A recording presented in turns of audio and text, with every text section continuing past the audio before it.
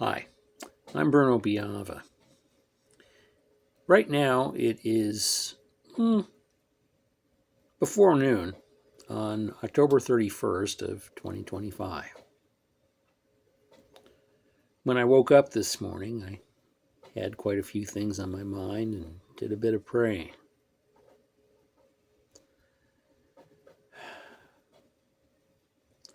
I saw reports on the news ranging from everything about soldiers and sailors that are having to line up at food banks because they don't have enough to eat. People in South Florida who are sending food and other aid to relatives in Jamaica who've had their lives devastated by the Hurricane Melissa that just passed through. And of course, we know it's hit Cuba and also Bermuda or the Bahamas. I'm not really sure which, but yeah, those islands off Florida in the Caribbean.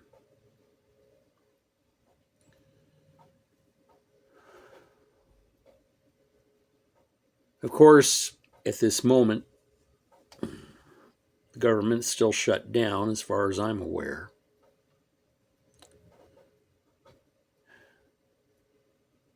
And President Trump and Melania were handing out treats and candy at the White House last night. And that kind of gave me the creeps too. And then there was the story of probably the most affluent homeless person, Andrew, the brother of King Charles, who've just been stripped of his royal title and is being evicted from his premise by order of the king.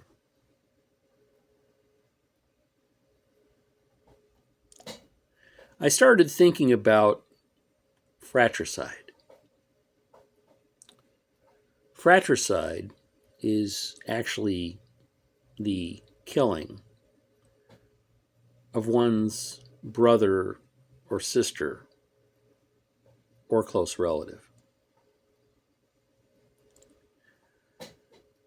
God sees us all as brothers and sisters.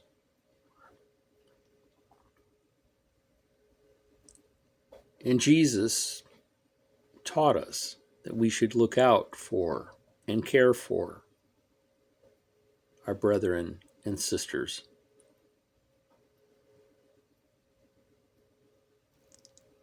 In the Old Testament, there's plenty of examples of fratricide. In fact, after being cast out from Genesis, in Genesis chapter 4, verse 8, we of course had the instance of Cain and Abel. But even in that case, God was merciful. For he put a mark upon Cain that no one should harm him in revenge.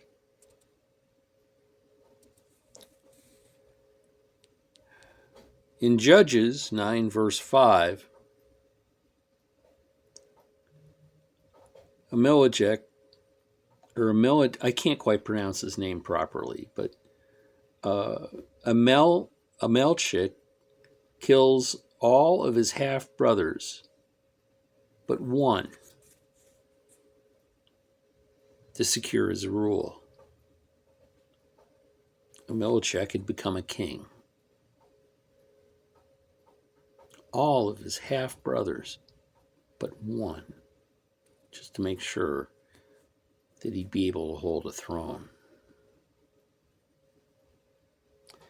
In 2 Samuel 13.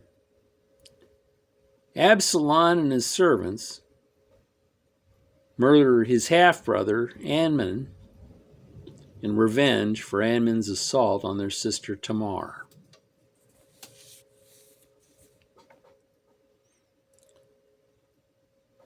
A crime that basically resulted from lust and then vengeance.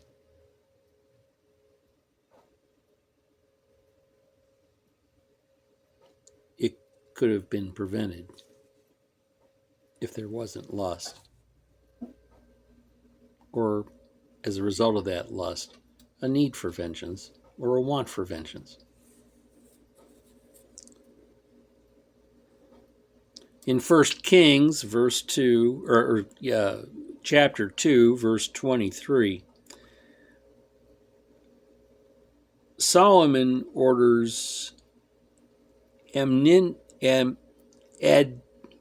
Adonijah killed for threats to his kingship. Another jealous ruler. Another fearful ruler, for he feared for a threat to his rule.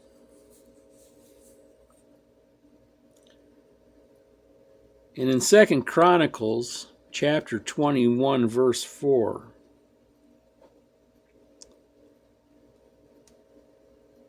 another individual, Jeroboam, I can't pronounce his name, I'm sorry, upon becoming king of Judah, slew all of his brethren with the sword, and divers also of the princes of Israel.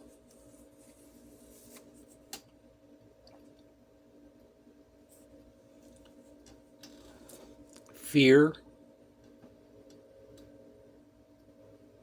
pride, resentment, greed, lust for power, lust for a woman,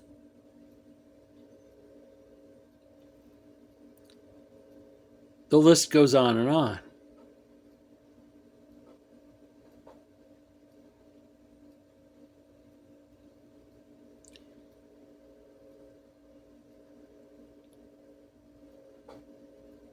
Jesus condemned all these things.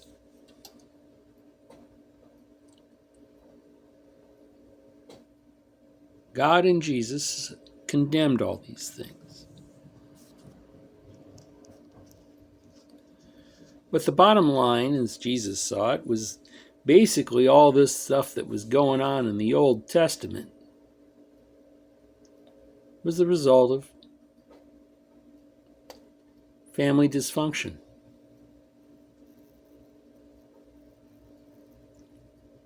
And it resulted in fratricide.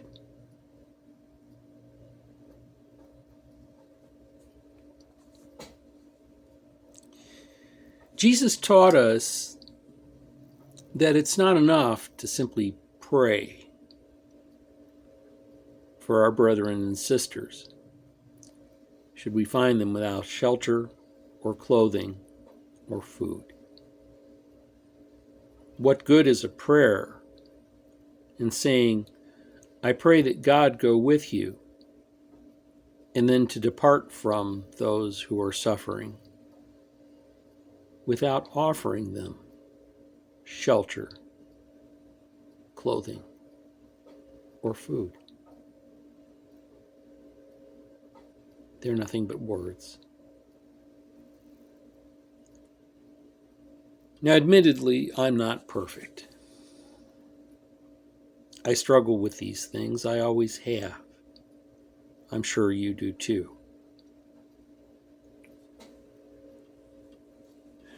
But right now in Washington, it seems like those that have influenced are elected to focus on themselves and what they can reap from their constituents, you and me, as we try to work together to restore America to be a shining city on the hill. How can we be this if we continue to seek power and wealth and glory only to ourselves without offering it to our brethren and sisters, the closest ones, our fellow citizens, our neighbors? We all have need of shelter, clothing, food, and aid.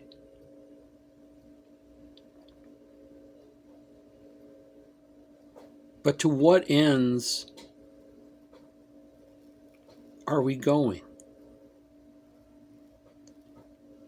When we say, trust us, we've got a plan, and if this works out, everybody's going to be better off.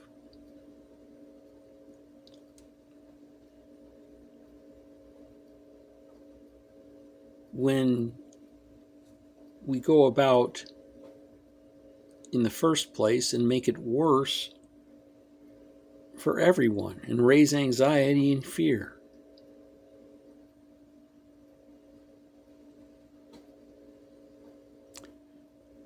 We used to call it saber rattling. When you tried to strike fear into your enemy or perceived enemy by promising to do something, raising a sword and threatening. But now we've not only raised a sword, we've cut. And we've cut deep. The tariffs have alienated our allies and our enemies.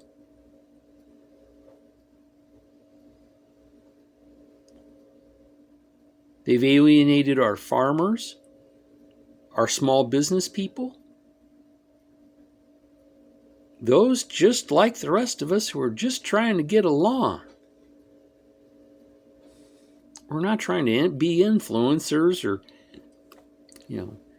be famous or anything. We're just trying to do the best we can with what we've got.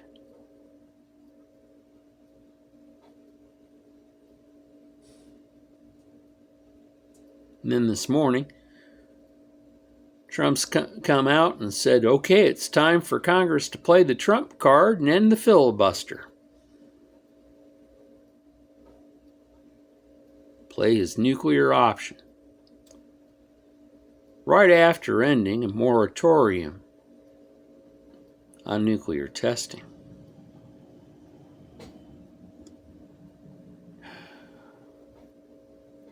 Is a bigger or better bomb the answer?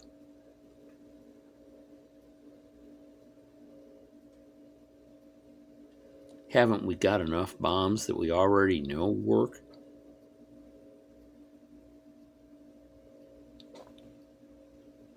We've got the promotion of artificial intelligence as something that's going to solve everybody's problems. That's wonderful. Tell that to all those employees that have just been laid off at Amazon, UPS, and where all. Management employees.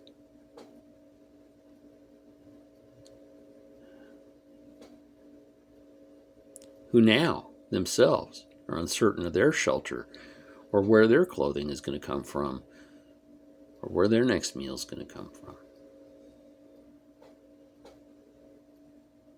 To what end are we working here? To ensure our own sources of food, shelter, clothing, housing, and just simply say to the rest of our brothers and sisters, well, you're on your own now.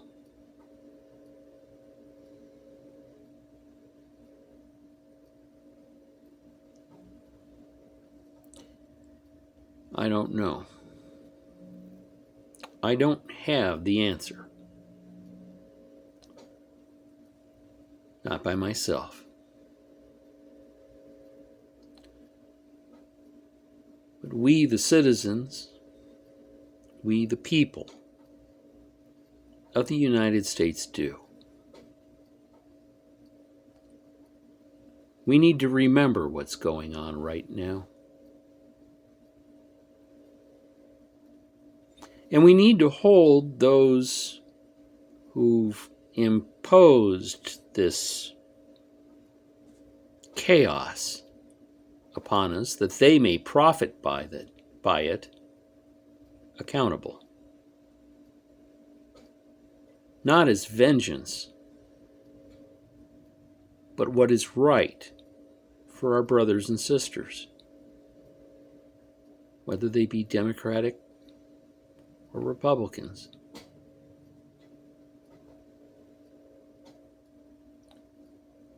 Because a free market society without a government to regulate it quickly degrades into cannibalism, where those born into circumstances or have acquired resources of money, power, wealth, and influence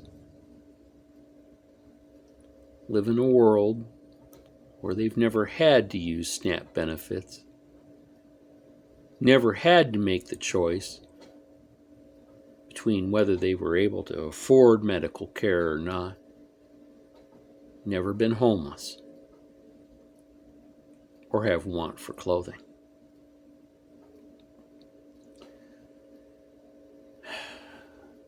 And even if they paint us in a corner and try to separate us, we need to have faith and not fear, because God sees all and knows all that is in our minds, our hearts, and our souls, our very being. And whether we choose only to serve the idols we choose, including ourselves, or whether we work together and put these sins and aspirations behind us, that we all may share in God's blessings.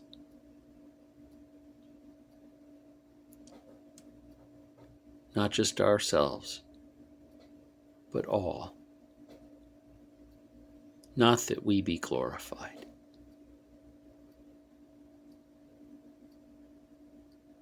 but that God is, for the mercy and the grace, the path to redemption that He offers each of us, and His desire for all of us to love one another and to live in peace.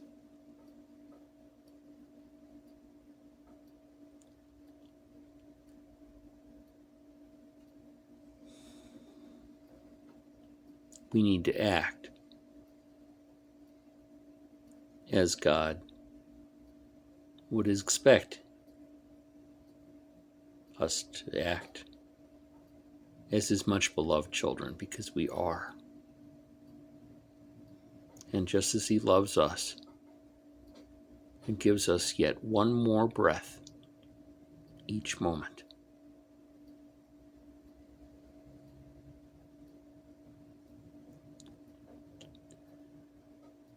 We need to glorify Him in all we do and in everyone we meet.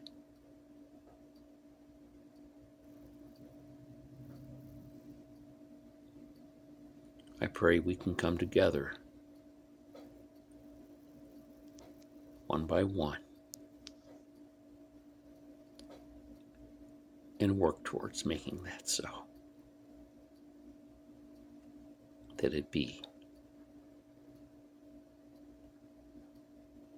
in the adoration of God and for His glory.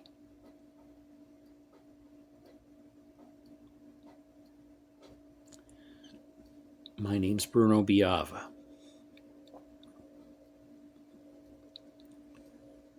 Reporting from the United States of America on Halloween, the 31st of October, 2025. Good luck to all of you, and Godspeed.